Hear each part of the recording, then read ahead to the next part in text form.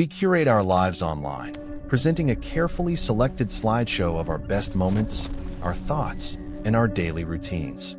We share photos from vacation, check in at our favorite restaurants, and tag the friends we're with. We do it for connection, for validation, for the simple joy of sharing. But what happens when someone in the vast, anonymous audience is watching too closely? What happens when a follower becomes a predator, using the digital breadcrumbs you leave behind to piece together a map that leads directly to your front door? The line between the digital world and the physical world has never been more blurred, and the illusion of safety can shatter in an instant. A single friend request, a casual geotag, an innocent post, any one of these can become an invitation for the obsessive and the malicious. The stories you are about to hear are not about mythical monsters or haunted houses. They are about a modern horror that is terrifyingly real. These are 4 true stories of digital stalking that will make you question every post, every friend request, and every share. They will make you want to delete your social media.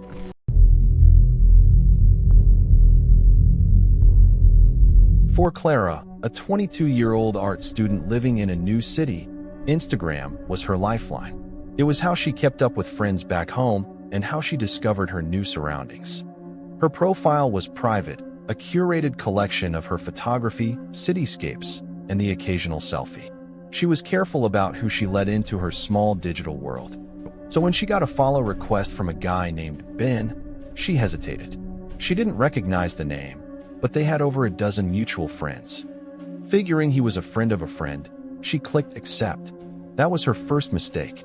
Initially, it was harmless. Ben would like a few of her new photos. Then, he started liking her old ones, going deep into her feed, sometimes liking photos from years ago in the middle of the night. It was a little strange, but she brushed it off. Then the messages started. "Hey, love that coffee shop you were at today. Their latte art is the best," he wrote one afternoon. Clara froze. She had posted a picture of her coffee on her close friend story just an hour earlier. It was unnerving that he'd message her about it, but she tried to rationalize it. Maybe he just really liked coffee. A week later, she posted a picture of a sunset from her apartment window. An hour later, a message from Ben popped up. "Great view. You must be on the west side of the building." Her heart began to pound. It was a generic comment, but it felt specific. Too specific. She looked at her photo again. You couldn't tell which side of the building it was from. There were no landmarks. It was just sky. She replied, "How did you know that?" He didn't answer for a day. His next message was, "I'm just good at figuring things out." The paranoia started to creep in. She felt a constant, prickling sensation of being watched. She started double-checking the locks on her doors and windows. Ben's messages became more frequent and more personal. He commented on the new haircut she'd gotten, even though she hadn't posted a picture of it yet. "Saw you walking by the campus library today. The short hair looks great on you." She hadn't seen anyone. She had been wearing headphones, lost in her own world. The thought that he had been physically close to her, watching her without her knowledge, made her feel sick. She blocked him immediately. For a few days, there was silence. A wave of relief washed over her. She thought it was over. Then, a new follow request appeared. The username was just a jumble of letters and numbers, but the profile picture was a heavily distorted, close-up image of an eye. Her eye, from a photo she had posted months ago. She denied the request and made her profile even more secure. But the damage was done.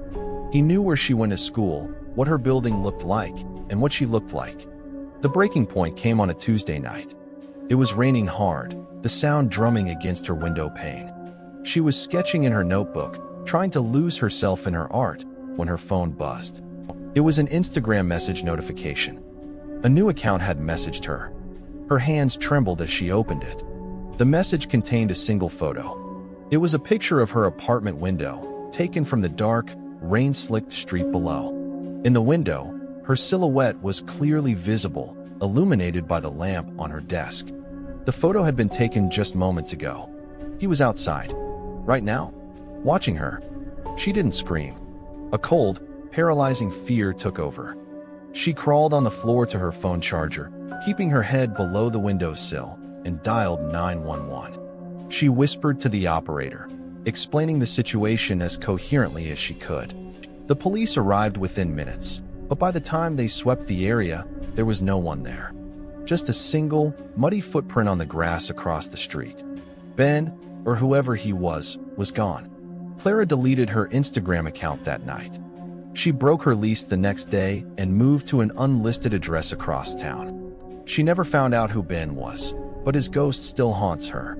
Every time she sees a flash of light or a stranger looking at their phone, she feels that same cold dread. She was a friend of a friend, and it was almost the last friendship she ever made.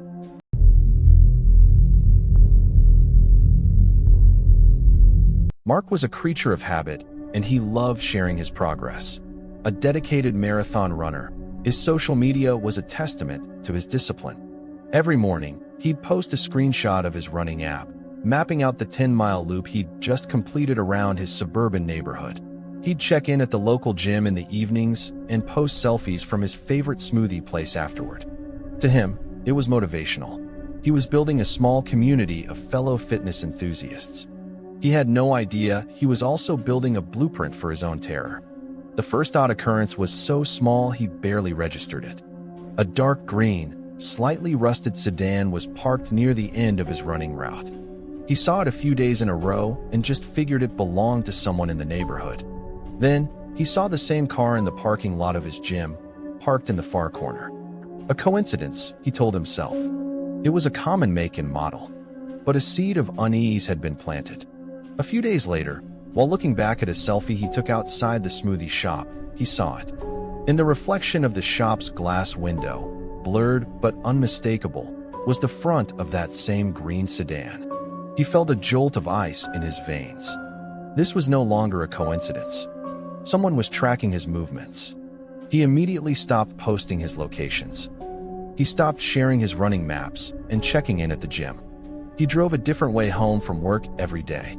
He felt foolish, but he also felt watched. The digital silence didn't make it stop. If anything, it made it worse. With no new information to go on, his stalker decided to let Mark know that the game wasn't over. A package arrived at his house one afternoon. It was a small, plain cardboard box with his name and address neatly printed. Mark never shared his home address online. He had lived there for 6 years and was meticulous about his privacy. With shaking hands, he opened the box. Inside, there was no bomb, no weapon. It was something far more chilling. There were printouts of every running map he had ever posted. Dozens of them, laid out in chronological order. On each map, his route was traced with a thick red marker.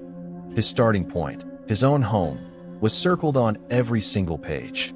Beneath the maps was a single sheet of paper. On it was a photo of him, asleep in his bed.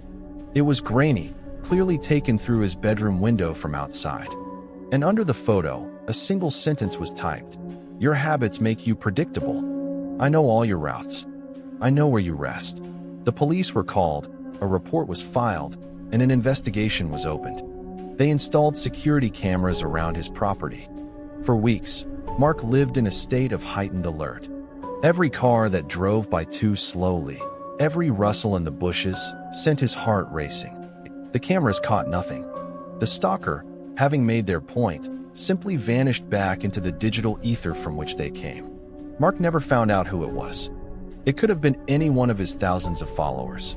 He had willingly broadcast his entire life, every routine, every habit, for anyone to see. Someone had been listening, and they had used his own discipline, his own motivation, against him, turning his sanctuary into a prison of fear. He never posted a running map again.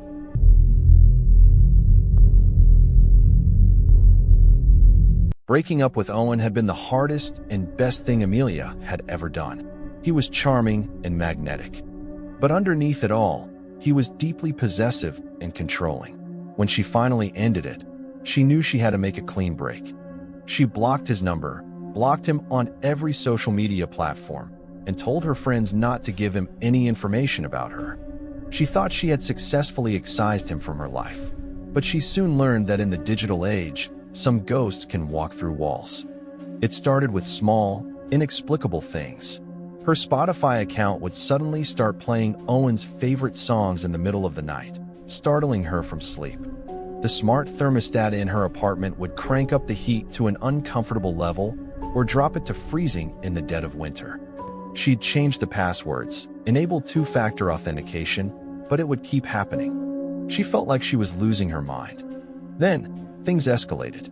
An expensive order of food she didn't place showed up at her door, all things she was allergic to. Friends would call her, angry, asking why she had sent them such vicious, cruel emails. When she checked her sent folder, there was nothing there. He had gotten into her accounts, sent the messages, and then deleted the evidence, leaving her to deal with the fallout. He was isolating her, turning her own support system against her, all without ever sending her a direct message. He was a phantom, pulling strings from the shadows. The psychological toll was immense. She felt a constant state of anxiety. Her home, her sanctuary, no longer felt safe. It felt compromised, invaded. Every smart device, her TV, her lights, her speakers, felt like an enemy, a potential tool for him to torment her. She was living in a smart home haunted house, and the ghost was her ex-boyfriend. She went to the police, but they were skeptical. There were no direct threats. There was no physical evidence linking Owen to the incidents. It was just a series of unfortunate glitches and possible pranks. They told her to change her passwords again. She felt completely helpless. The climax arrived on a Thursday evening. Amelia was sitting on her couch, trying to read a book, when her phone buzzed with a notification from her smart lock app. Her heart stopped. The notification read, "Front door unlocked." She hadn't touched the app. She stared at the front door, frozen in terror, expecting it to swing open at any moment, revealing the man who had been tormenting her for weeks. She grabbed the heaviest object she could find, a glass vase, and flattened herself against the wall, her breath caught in her throat. Seconds felt like hours. The door never opened. After what felt like an eternity, her phone buzzed again. It was another notification from the Smart Lock app. This one read, "Guest access activated for OW, Owen's initials." He wasn't just messing with her settings anymore. He had given himself a key to her apartment. He could walk in any time he wanted. The message was clear. "I can get to you whenever I want. You are not safe anywhere." That was the last straw. She fled her apartment that night with nothing but her purse and her cat, and never went back. She left the city, changed her name, and started over, forever looking over her shoulder for the digital ghost that had almost destroyed her life.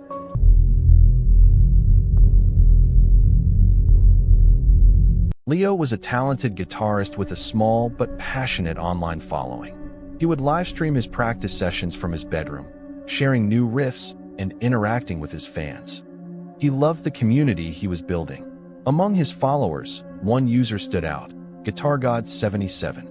This person, who claimed his name was Dylan, was his biggest supporter. He commented on every post, shared every video, and sent long, complimentary direct messages. At first, Leo was flattered. It was nice to have such a dedicated fan. But the dedication soon soured into obsession. Dylan's messages became more frequent, more personal. He would ask invasive questions about Leo's life, his family, his relationships. If Leo didn't reply for a few hours, Dylan would send a flurry of messages, asking if he was okay, if he was mad at him. It felt less like a fan and more like a needy, demanding friend Leo never asked for. Leo tried to create some distance, replying less frequently and keeping his answers brief and general. This only seemed to make Dylan more desperate. He began creating fake profiles, posing as young women who were supposedly fans of Leo's music. He'd use these profiles to try and get information from Leo, asking where he lived, where he liked to hang out. Leo saw through it easily. The language patterns were identical to Dylan's. He blocked the accounts, but a new one would pop up a day later. The situation took a dark turn when Dylan posted Leo's home address on a public music forum. He had pieced it together from clues in the background of Leo's live streams. A street sign glimpsed through the window, a logo on a takeout bag from a local restaurant. Alongside the address, Dylan wrote a long, fabricated story about how Leo had stolen music from him and was a fraud. Leo was terrified and furious. He reported the post.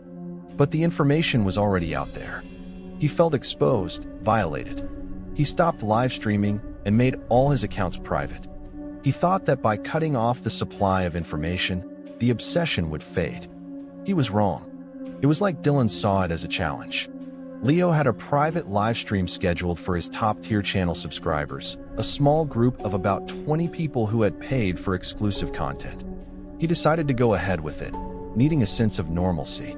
He played some new material, songs he had never shared anywhere else. A month later, he booked a small gig at a local bar. It was his first live performance in a long time. He felt nervous but excited. As he stepped onto the small stage and looked out at the sparse crowd, his eyes landed on a man in the front row.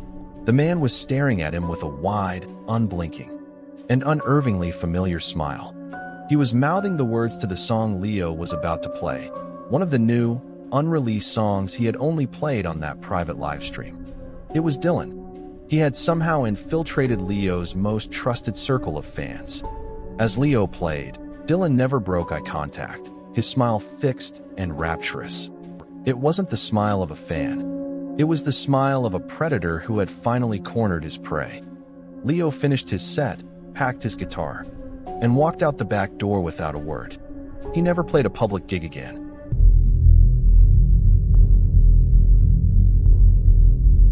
The screen you are watching this on is a window. And like any window, it works both ways. You can look out, but others can also look in. The 4 stories you just heard are stark reminders of how easily that window can be used against us. A stalker no longer needs to hide in the bushes. They can hide behind a fake profile, gathering data, and watching your every move from the comfort of their own home. Our digital lives are now inextricably linked with our physical safety. So please, be careful what you share. Go through your privacy settings tonight.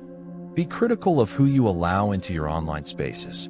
Turn off location services for apps that don't need them. The internet can be a wonderful place for connection, but it's also a hunting ground. Don't make yourself easy prey.